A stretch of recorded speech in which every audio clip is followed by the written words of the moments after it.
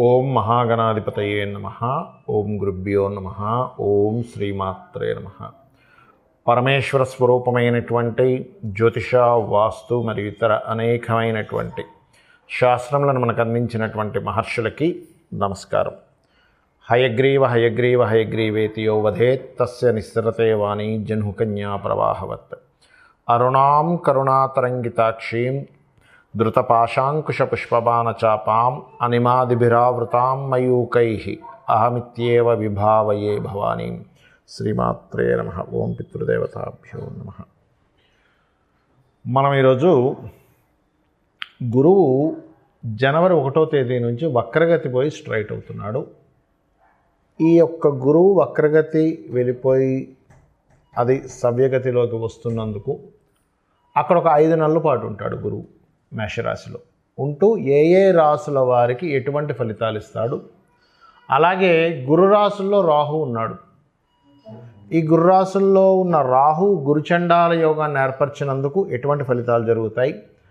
అక్కడ గురుచండాల యోగం జరుగుతూ ఉంటే ఇక్కడ కేతువు కన్యారాశిలో ఉన్నాడు. సో ఈ కాంబినేషన్ అనేటువంటిది మీకు ఎటువంటి ఫలితాలను ఇవ్వనుంది ప్రతి రాశి ప్రతి లగ్నం వారికి. వీటి మూలంగా దేశకాల పరిస్థితులు ఎలాంటి మార్పులు వస్తాయి, పర్సనల్గా అసలు మీరు ఎటువంటి వాటిల్లో బాగుంటుంది, ఏ విషయాల పట్ల మీరు జాగ్రత్త వహించాలి, ఏ పరిహార మార్గం చేసుకోవాలి అనేటువంటిది ఒక్కొక్క లగ్నరీత్యా తెలుసుకుందాము. లగ్నం తెలియని వారు రాశి నుంచి చూసుకోవచ్చు. కర్కాటక లగ్నము, కర్కాటక రాశి గుర్తుపెట్టుకోండి. మీకు ఈ జూపిటర్ అంటే ఈ గురుగ్రహం ఎటువంటి ఫలితాలు ఇవ్వనుంది. మీ రాశి నుంచి దశమ స్థానంలో లగ్నం కావచ్చు, రాశి కావచ్చు, నో కన్ఫ్యూజన్స్. లగ్నం తెలిస్తే లగ్నం నుంచి వెళ్ళిపోవచ్చు హ్యాపీగా. లగ్నం నాకు తెలియదండి, నాకు టైం రాయలేదు, మా వాళ్ళు ఓన్లీ రాశి చెప్పారు, ఓన్లీ నక్షత్రం చెప్పారు, కర్కాటక రాశిలో పలానా పునర్వసు 4 అని చెప్పారు, లేదా పుష్యమి చెప్పారు, ఆశ్లేష అని చెప్పారు. No need to worry. గుర్తుపెట్టుకోండి. ఇక్కడ మీరు చేయవలసింది ఏమిటి అంటే, ఈ గురుగ్రహం కర్కాటకం వారికి ఈ జనవరి మాసం నుంచి ఎప్పటి నుంచో మీరు పడుతున్నటువంటి ధన సంబంధించినటువంటి విషయాల్లో ఖచ్చితంగా 100% కొంత ప్రోగ్రెస్ అయితే ఇస్తాడు. అందులో ఎటువంటి సందేహం లేదండి. Because of Jupiter is always good. అయితే మీకు మీ జన్మజాతకంలో మీ లగ్నానికి గురువు పాపై నెగిటివ్ రిజల్ట్స్ ఇచ్చే కాంబినేషన్ ఈజ్ డిఫరెంట్. ఈ యొక్క రాశిలో ఇక్కడిచ్చేటువంటి result is different. This is గోచార ఫలితము అంటుంటారు దీన్ని. అలాగే మరి ఇంకేమి ఇస్తాడు ఇక్కడ? ఖచ్చితంగా ఇక్కడ మీకు ఒక మంచి లగ్జరీ కార్ మీ స్తోమతను బట్టి గృహము, ఆ గృహానికో వాహనానికి కావాల్సినంత లోను, ఇవి మీకు యోగించేలా చేస్తాడు ఈ గురువు. ఏమిటండి, ఎందుకు ఇస్తాడండి? Because of 2nd house, 4th house, 6th house శుభంగా మీకు ఈ 5 నెలలు జరగనున్నాయి. మరి జాగ్రత్తలు ఏమిటి, ఇక్కడ తీసుకోవాల్సిన ముఖ్యమైన జాగ్రత్తలు ఏమిటి నేను మీకు చెప్తూ వస్తున్నా. గురువు అంటే ఆ గురువు ఒక్కడే కాదు, తన హౌజెస్, తనకున్న ముందు వెనుకున్న ప్లానెట్స్. ఇప్పుడు ఎలా అంటే, ఇప్పుడు చూడ మనం ఉన్నాము, ఉదాహరణకు ఏదైనా ఒక వ్యక్తి ఉన్నాడు. ఆ వ్యక్తి ఒక్కడే కాదు, ఆ వ్యక్తి నివసిస్తున్న ఇంట్లో ఉండే మనుషులు, ఆ వ్యక్తి ఆలోచనలు, ఆ వ్యక్తి అంచనాలు, ఆ అంచనాల ద్వారానే అతని జీవితం నడుస్తుంది, అతని ఆలోచన ద్వారా అతని జీవితం నడుస్తుంది. ఆ ఇంట్లో వ్యక్తుల యొక్క ప్రభావం, సపోర్ట్ ద్వారా అతని జీవితం నడుస్తుంది. ఇంట్లో సపోర్ట్ లేదు, వ్యక్తులు ఎవరు కూడా సపోర్ట్ చేయట్లేదు, అతని జీవితం అస్తవ్యస్తం అయిపోతుంది. అలాగే ఇక్కడ ఈ జూపిటర్ ఎవరైతే ఉన్నారో, ఈ జూపిటర్ హౌసెస్లో రాహు ఉన్నాడు. అన్ని రాశులు ఒక ఎత్తు, ఈ రాశికి ఒక ఎత్తు అండి. ఏమిటండి ఏమిటా ఎత్తు అనిపిస్తుంది మీకు? మీరు ఎంత పితృదేవతలకి చేసుకుంటే అంత బాగుంటుంది కర్కాటకం వారికి. Because of 9th house Rahu occupy చేశాడు. మనకి లలితామ్మవారి లలితాసహస్రనామాల్లో ఆవిడే దేవతారూపానికి శక్తి ఇచ్చేది ఆవిడే, పితృదేవతా రూపంలో ఉన్నది కూడా ఆవిడే అని చెప్పబడింది. అంటే ఏమిటండి, ఇక్కడ ఒక కండిషన్స్ని బట్టి ఇప్పుడు మనకు వాతావరణంలో కొన్ని మార్పులు వచ్చాయండి. ఉదాహరణకి బాగా చలికాలం, ఇప్పుడు చలేస్తుంది, మనం ఏం చేస్తాం, ఇప్పుడు కొంచెం వేడిగా ఉన్నది తింటే కంట్రోల్ అవుతుంది, బాడీ బ్యాలెన్స్ అవుతుంది. అంతేగాని చలికాలంలో విపరీతంగా ఐస్ క్రీములు తింటాము, ఎందుకు తినాము?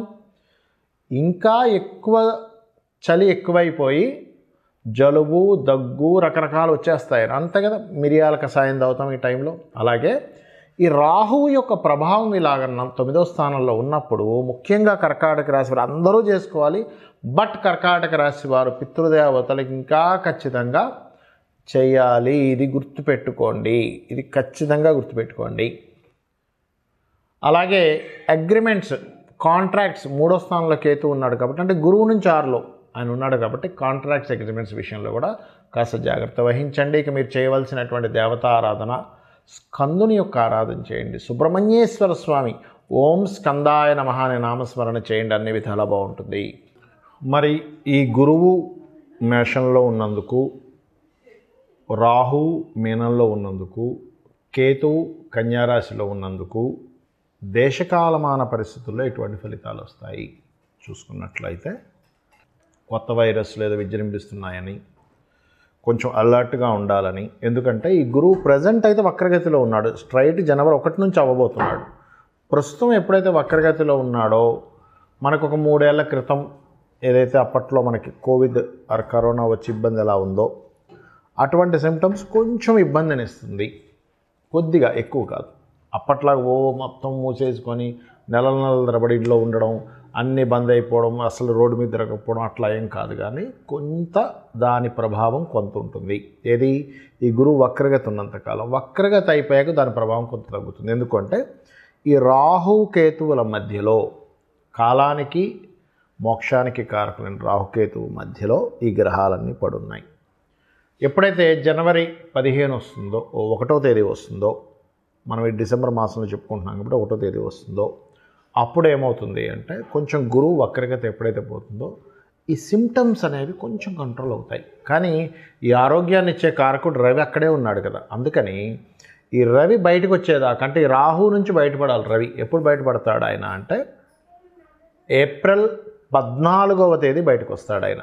కాబట్టి ఏప్రిల్ 14వ తేదీ వరకు ఎందుకంటే సర్వసాధారణంగా ఇది ఒక రోజులో పోయేది కాదండి. ఇది మన కరోనా ఎఫెక్ట్ ఏదైతే 3 ఏళ్ల క్రితం వచ్చింది, ఇది ఒక 10 ఏళ్ల పాటు జరిగేటువంటిది ఒక జర్నీ. ఇది ఒక 10 ఇయర్స్ జర్నీ చెప్పాలంటే. ఈ 10 ఇయర్స్లో అప్పుడప్పుడు వస్తుంది, విజృంభిస్తుంది, ఏదో వచ్చేస్తుంది, మళ్ళీ పోతుంది, ఇట్లాంటివి ఎక్కువగా జరుగుతూ ఉంటాయి. అంటే ఇంకొక 7 ఇయర్స్ పాటు ఇవి జరుగుతూ ఉంటాయి చెప్పాలంటే. 7 ఇయర్స్ కంటే చెప్పాలంటే ఇంకొక 4 ఇయర్స్ అనుకోండి ఇంక బలంగా. అంటే కాబట్టి ఏంటి, ఈ కాంబినేషన్ ఏదైతే ఉందో, ప్రజెంట్ ఉన్నటువంటి ఈ గ్రహస్థితి ఏదైతే ఉందో, ఇందులో జీవుడు స్ట్రైట్ అయినప్పుడు మంచి ఫలితాలు వస్తూ, రవి కూడా బయటపడ్డప్పుడు కొంచెం దీని నుంచి కంట్రోల్ అనేటువంటిది వస్తుంది. దీని తర్వాత రాహు మీనంలో ఉన్నాడు అనుకుంటున్నాం. దేశకాల పరిస్థితుల్లో చూడండి, రాహు మీనంలో ఉన్నప్పుడు ఏం జరుగుతుంది అంటే దీన్ని గురు చండాల యోగము అంటారు. గురు చండాల యోగము. ఎప్పుడైతే ఈ గురు చండాలం జరుగుతుందో ఇక్కడ జరిగేటువంటిది ఏమిటి, గురువు అనే గ్రహం రాశి మీద రాహు సంచారం జరుగుతుంది. దీనివల్ల కొన్ని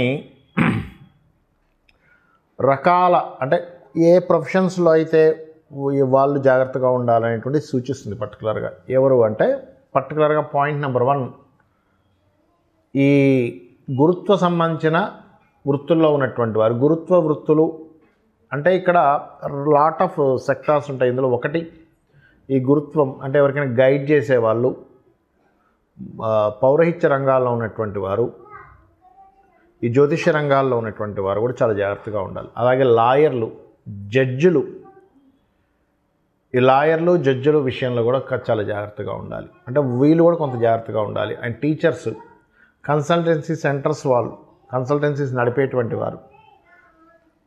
ఎందుకంటే ఈ గురు రాశుల్లో రాహు ఉన్నాడు. ఇట్స్ మోస్ట్ పవర్ఫుల్ కాంబినేషన్ ఇది బాగా అర్థం చేసుకోండి. కాబట్టి వీళ్ళు జాగ్రత్తగా ఉండాలి. మరి గురువు అంటే కేవలం వీళ్ళేనండి, మిగతా మనుషులు కాదు అంటే ఖచ్చితంగా మనకి నాడీ ఆస్ట్రాలజీలో చెప్తుంది ఏమిటి అంటే గురువు అంటే జీవులు. ఈ జీవులు మీద రాహు సంచారం జరుగుతుంది. అందుకే చూడండి, ఎవరైనా జాతకం తీసుకున్నప్పుడు గురు రాహులు కలిస్తే గురుచండాల యోగం ఉందండి అంటారు. అంటే ఇప్పుడున్న కాలమాన పరంగా గురుచండాల యోగానికి చంద్రుడు కనుక కలిస్తే వాళ్ళు విదేశీ యోగాలకు వెళ్తారు, అంటే విదేశాల్లో జీవించడం జరుగుతూ ఉంటుంది. అయితే మరి ఈ కాంబినేషన్ ఎట్లా తీసుకోవాలి, అసలు దీని నుంచి బయటపడ్డం ఎట్లాగా?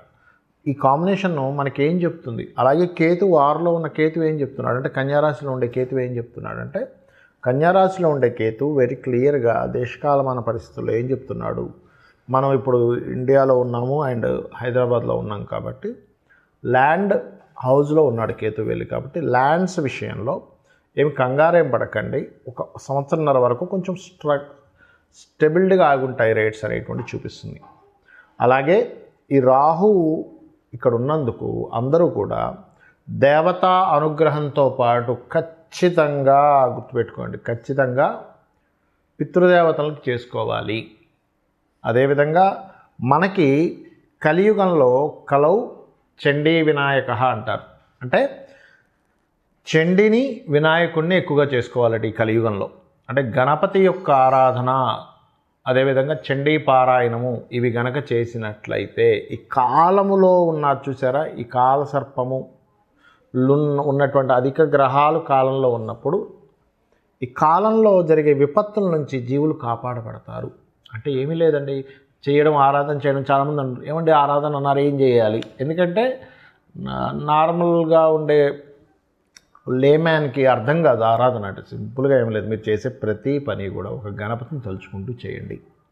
లేదా ఉదయం పూట చక్కగా 10 నిమిషాలు కూర్చొని ఓం మహాగణాధిపతయే నమః అనుకుంటే అక్షింతలు వేయండి, గణపతి దగ్గర సరిపోతుంది. చండీ పారాయణం యూట్యూబ్లో పెట్టుకొని చక్కగా వినండి, దాని అర్థం తెలుసుకోండి. అసలు చండీ పారాయణం అంటాం కదా, చండీ పారాయణంలో అసలు ఏమిటి అనేది ఒక అర్థం ఉంటుంది, మీనింగ్ ఉంటుంది దానికి. యూట్యూబ్లో బోల్డ్ అంత స్టఫ్ ఉంది దానికి. అది వినండి, వింటే ఏమవుతుందంటే మన కర్మలన్నీ కూడా దైవ సంబంధించినటువంటి అనుగ్రహం ఎప్పుడైతే కలుగుతుందో ఒక బ్యాడ్ కర్మలోకి వెళ్ళాల్సింది మనం బయటపడిపోతాం. ఇది ఖచ్చితంగా చేయండి. దుర్గాదేవి ఆలయాలకు రెగ్యులర్గా వెళ్తుండండి, గణపతి ఆలయాలకు రెగ్యులర్గా వెళ్తుండండి. ఈ కాలంలో జరిగేటువంటి ఈ యొక్క స్థితి నుంచి మీరు బయటపడతారు.